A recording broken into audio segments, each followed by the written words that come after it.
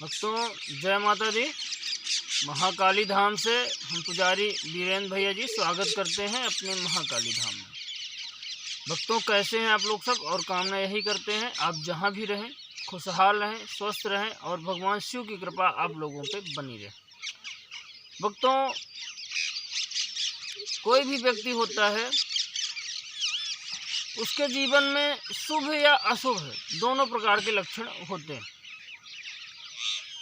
शुभ लक्षण उसके जीवन में जो है उसकी तरक्की, विकास और सफलता निश्चित करते हैं, और अशुभ लक्षण जो होते हैं तो कोई भी इंसान का जो है तो बर्बादी, असफलता और कई प्रकार के जीवन में दुख उत्पन्न करते हैं। तो भक्तों आज हम आपको बता रहे हैं किसी भी पुरुष के शुभ व अशुभ लक्षण, पुरुषों में होने वाले शुभ व अशुभ लक्षण आप जान लीजिए कौन कौन से हैं। ये ऐसे लक्षण है कि अगर आप में भी हैं यह शुभ या अशुभ लक्षण, तो ये मान के चलिए कि आपके जीवन में कैसी कैसी घटनाएं और कैसे कैसे जो है तो सफलता, असफलता, विकास आपका, तरक्की आपकी, पैसा रुपया आपका, आप शुभ या अशुभ लक्षण से जान सकते हैं। जिन पुरुषों के छाती में अधिक बाल होते हैं, ये मान के चलिए कि वह एक तो वीर पराक्रमी होता है और दूसरा जिंदगी में हर प्रकार के सुख अनुभव करता है, पहला। और जिनके पुरुषों के छाती में बाल कम होते हैं उनके अशुभ होता है। दूसरा लक्षण ये है कि जिन पुरुषों का जो है माथा चौड़ा होता है और उभरा हुआ होता है, जीवन में भाग्यशाली होते हैं, शुभ लक्षण है। और जिनका सकरा होता है, माथा छोटा सा होता है, उनका अशुभ होता है, जीवन में सफलता उनको कम प्राप्त हो पाती, गरीबी से अधिक जूझना पड़ता है। तीसरा है कि जिस व्यक्ति का नाक लंबा होता है, चेहरा बड़ा होता है, जीवन में जो है बहुत शुभ ही लक्षण है, धन दौलत की उनके जीवन में कमी नहीं होती, जीवन में उनके धन दौलत की कभी भी कमी नहीं होती। ऐसे पुरुष जिनकी नाक लंबी होती है, चेहरा बड़ा होता है, जीवन में कभी भी कमी नहीं हो सकती, धन पैसा रुपया की जीवन में जो है ये चीज़ें उसके जीवन में उपलब्ध रहती है। भक्तों ये शास्त्रों का विधान हम बता रहे हैं, कोई अपने से नहीं जोड़ के बता रहे हैं, सब शास्त्रों के विधान है, जो लिखा हुआ है, जो हमने पढ़ा वो चीज़ आपको शेयर कर रहे हैं।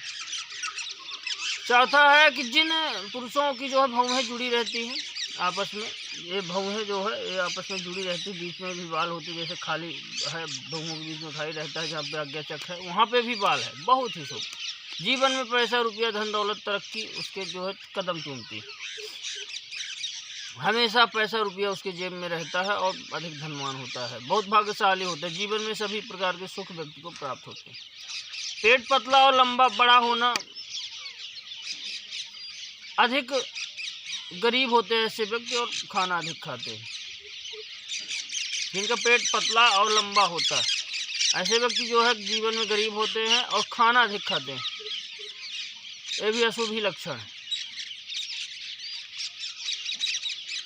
गरीबी भक्तों समय पूछ के नहीं आती, जो व्यक्ति गरीब होता है उसको भूख अधिक सताती, जिसके पास धन रुपया पैसा होता है उसको इतनी बीमारी हो जाती है कि भूख ही नहीं लगती, ये बिल्कुल प्रमाण है भक्तों। गरीब व्यक्ति अधिक खाएगा खाना, आप देख लीजिए कहीं भी देखिए, जो पैसा वाला होगा थोड़ी से खा के उठ जाएगा। तो गरीबी में भूख अधिक लगती है और अमीरी में भूख बिल्कुल ख़त्म हो जाती है व्यक्तियों में। यह तो बीमारी हो जाएगी या कि लोगों का वैसे भी अमीरी में पेट भरा रहता है, वो खाना नहीं खाता।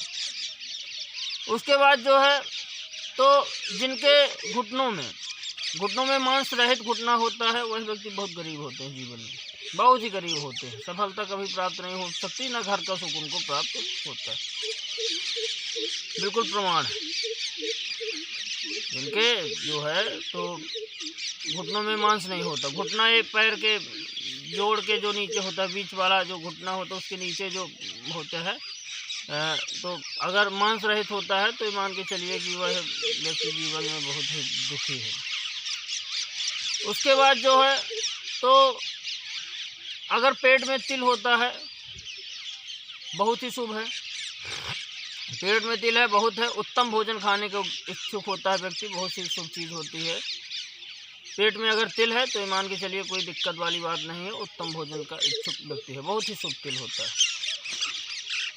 जिनकी उभरी हुई ये रहती है, आप देख लीजिए हथेलियाँ, उभरी हुई हथेलियाँ हैं, उनके जीवन में हमेशा खुशी ही खुशी रहती है और व्यक्ति जीवन में बहुत तरक्की करता है और अधिक ऊंचाइयों को छूता है। जिनकी ये जो है तो उभरी हुई रहती है हथेलियाँ, बहुत ही शुभ चीज़ है उभरी हुई हथेलियाँ होना। और जो है तो ऐसे व्यक्ति जो है जीवन में बहुत तरक्की करते हैं, बहुत बड़ा नाम कमाते हैं, पैसा रुपया धन दौलत सब उसके पास व्यक्ति को प्राप्त हो जाता है, बड़े से बड़ा मुकाम व्यक्ति हासिल करता है जिन व्यक्तियों की हथेलियाँ जो है उभरी हुई होती है। जिन व्यक्तियों के जो है हथेलियों के बीच में तिल होता है, बहुत ही शुभ चीज़ है भक्तों।